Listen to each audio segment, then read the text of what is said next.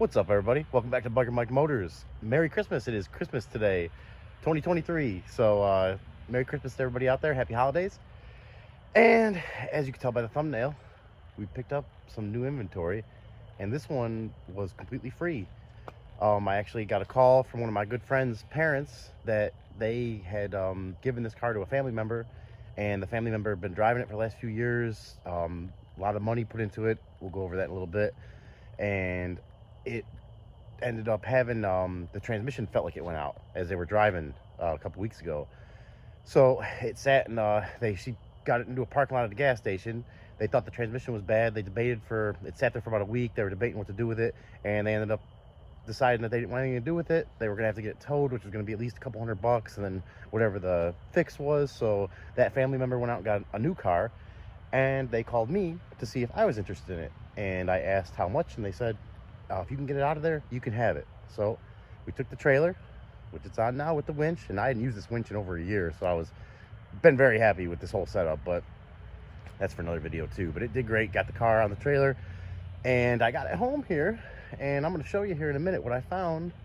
They said the transmission went out, it wouldn't move at all, and it wouldn't move at all, but I'll show you what I found here. So in this video, we're going to go over this car a little bit, kind of the condition it's in, everything like that, and what I found and if it's gonna be worth fixing or not. So let's jump right into it. Here we have our new to the channel 2005 Honda Pilot, one owner, clean title vehicle with 230,000 miles on it. It has the 3.5 engine in it, all-wheel drive. I thought these were all-wheel drive, but I just seen online the last couple of days because I started doing a little research on them, and I guess they're rare two-wheel drive models out there that are geared different and whatever. That's more than we need to get into. But this one right here that we have sitting in front of us is in pretty good shape. Pretty good shape as far as the body goes, guys. Not bad at all. A couple little dings and dents, and kind of a side note on it, but the family I got it from, which is like family to me, they actually grew up with this vehicle, and I'm friends with the kids that went to school in it, lacrosse games. That's actually their sticker on the back there, a little lacrosse sticker. A lot of memories in it. They are not sentimentally attached to it, but I feel like I have more sentimental attachment to them just because I can picture the stories this thing could tell over the years and trips that it's been on. But cool little vehicle. Actually, another side note, my mom, back in the day when I was a senior in high school, junior, senior, she got a 04 CRV, and I used to, sorry mom, really drive that thing hard and take it off-road, and it was a pretty beastly vehicle. It kind of changed my mind about Hondas. I never really was a fan of them until that one. And the interior, as you can see, is not that bad a shape. I mean, it's got, obviously, with 230,000 miles, that's 230,000 miles of seat time. So it's matted down a little. This is broke here. I'm sure I can find some clips and get that put back in. The seat's got a little tear there. You can see over the passenger seat, tore up a little there. This is the fully loaded model. The headliner's hanging down a little bit, but this is the fully loaded model with leather, all power, sunroof, which you guys know how much I love my sunroofs. And even, I've never seen this before, but it even has a navigation in it. I have never seen one of these with navigation before. So a little crack in the window there.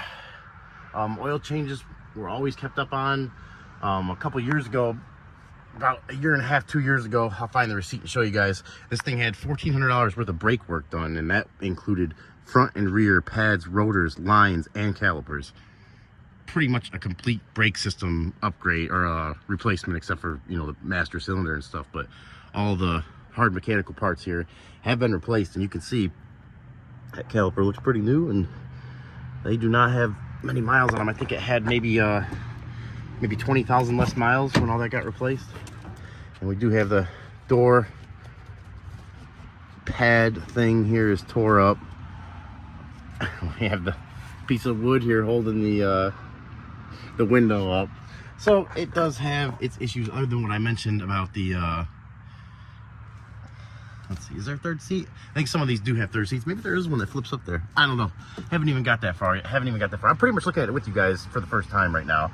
Other than just at the, you know, pulling up on the trailer, which I tried to get that on video, but it was, there was a lot of traffic around, and I was too concentrated on making sure I didn't get hit and making sure I got this thing out of the parking lot safely, and I never got a chance to get any video of that. But we did get it home. We did get it back safe.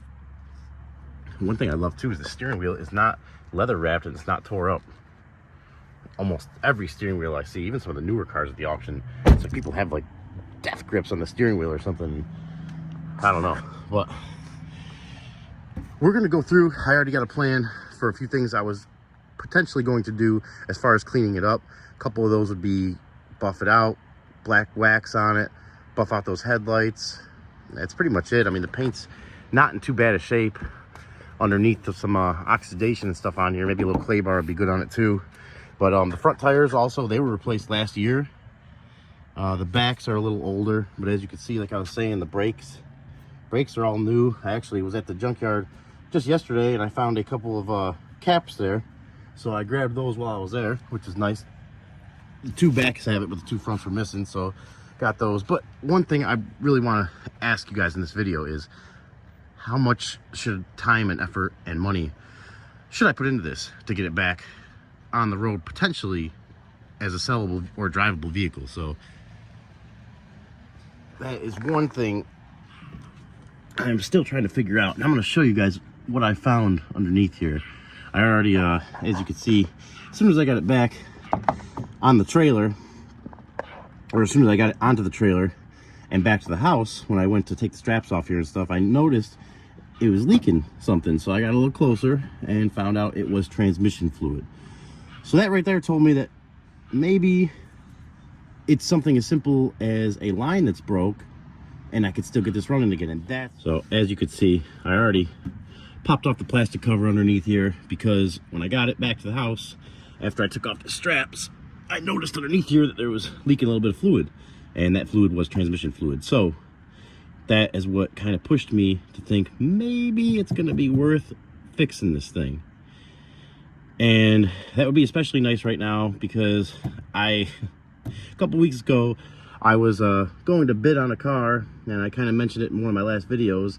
I ended up winning a car that I did not mean to bid on. It was in Maryland, a van with a abandoned title, which it's a VR 112, I think the paperwork was. And if you know anything, anybody out there watching has dealt with that before. You have to, it's a kind of a process, and without being there, I didn't know if I had to be at the DMV or how I would fill the paperwork out. And it was, I got a few quotes to get it shipped, and they were from $1,200 up to $1,700 to get it shipped down here where I am in the South. So I decided that my only option was to run it back through, which at first they told me I couldn't even do that because the VR 112 paperwork wouldn't allow that. It only allows an auction to sell it.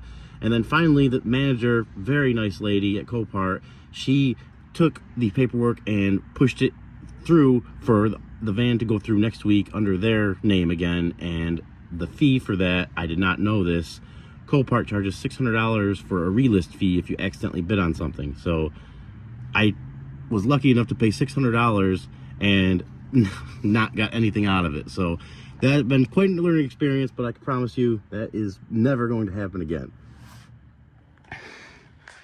All right, we are underneath the Pilot right now, and I just want to show you guys what I found after I got that plastic down. I just started reaching around up here, and I felt this line was pretty loose. So I pulled it down, and this black hose here, it was connected to this end here of this metal fitting, and this metal fitting, this end goes into the radiator. So there was a clamp on here. I disconnected the clamp, took this fitting off, and I was like, you know what, maybe I could just get a new fitting and put it in the radiator and have it be that easy of a fix. Well, I was wrong. After doing some research, this is actually part of the radiator, and the new radiators come with these already installed in them. And I guess I don't want to say a common problem, but I did see a numerous amount of people with Pilots of this year range. I think it's 03 to 08 or something. It's the same drivetrain. They had issues with this popping out. They said once it did, it strips the threads and you have no choice but to get a new radiator. So that's where we're at right now, and I actually noticed this a few days ago, and I'm just now getting to make a video of it, but I haven't looked at the truck anymore since then at all. So we have been looking at it together for the first time together, but now I have the question of, do I order a radiator? You guys tell me what you would do.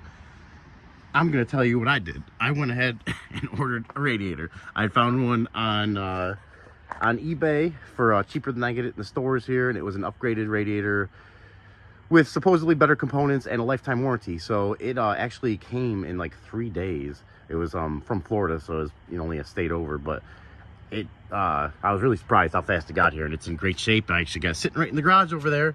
So this is going to be part one of a 2 or 3 part video, and the reason I'm thinking about doing that is because I'd like to make a 1 part that's just kind of like a how-to version of putting the radiator in, and then we'll do the 3rd part, which will show if this thing's going to drive or not, or if we have major transmission issues. So we're going to keep our fingers crossed.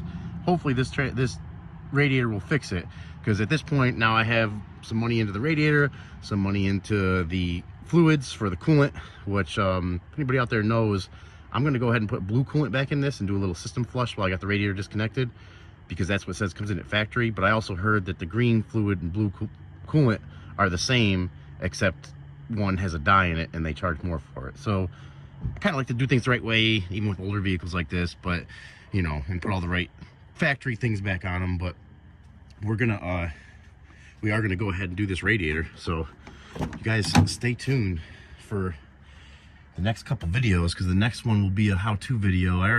I did a little bit of research on it, and I seen a lot of people, they pull the radiator with the fans connected, and I'm actually gonna take the fans off in the vehicle and just pull the radiator by itself, because there's a lot of little clips and stuff for the wiring there, and a lot of little extra stuff to replace if you go that route. And I just in my unprofessional amateur mechanic opinion, I am gonna go ahead and take the fans off while it's in there. But giving you guys one last look at it here. Tires all in great shape. Like I said, the thing's really not in bad shape, especially for 230,000 miles. No rust at all. No rust at all. I'm not sure how well you guys can see that, but there is no rust at all underneath this thing. So yeah, we're gonna get this radiator put in here and hope for the best.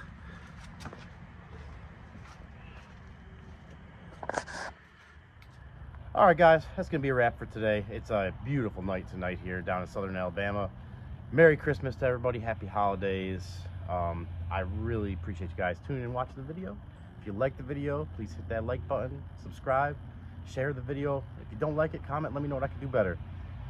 I am really excited to get working on this thing, so you guys stay tuned for them videos coming up, because we are gonna do, like I said, break it up into a 2 or probably a 3 part. We're gonna do a 2nd video, shows the installation of the radiator, and probably a quick drive at the end of that video, make sure everything's doing good. And then we'll do a 3rd video of us cleaning this thing up and getting it, I think I can get it looking a lot better than it is. I'd say it's like a 5 or 6 out of 10 right now.